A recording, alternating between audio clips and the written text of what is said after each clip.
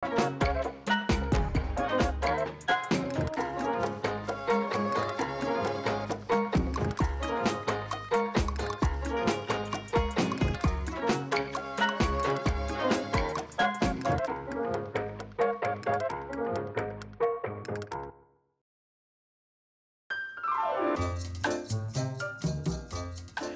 nato in Sisco il 21 gennaio 1948.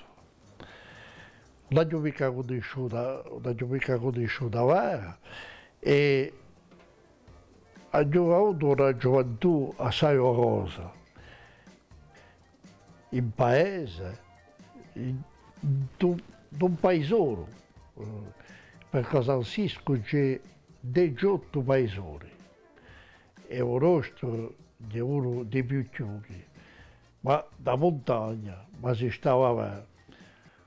Non avevamo nulla, ma mancavano di nulla non più.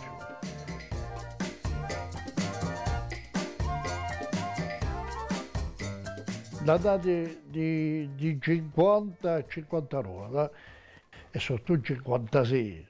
56 c'è stato un nivaglione che ha durato parecchi mesi, ma ricordo ha cominciato a arrivare il febbraio 56 verso 6 ore e mezzo di sera. A mattina c'era 1 metro di neve e babbo tanto aveva detto, già rientrava una bala, non si sa mai se non ne avesse assai.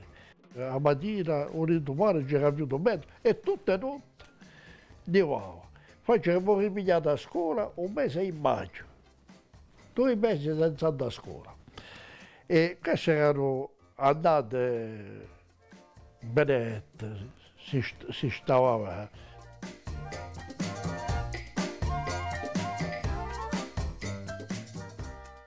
Quando noi si scherza, mica che si scherzi, quando noi giovani andavamo a scuola, parlavamo che corso, francese non ne sapevamo mica parlare, che in casa non si parlava che corso, caccaro, non sapeva mica una parola di francese.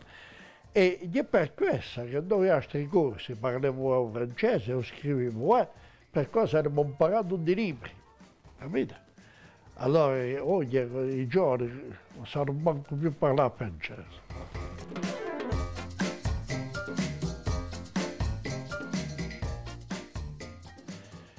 I regretti è che siamo stati obbligati a mettere. Quando avevamo passato gli studi in Bastiglia o liceo, dopo a terminare dopo H, ci voleva andarsi nel continente se voleva fare studi superiori o se volevamo trovare lavoro. E a più parte siamo tutti per tutti e penso che abbiamo fatto un nostro cammino, abbiamo saputo fare.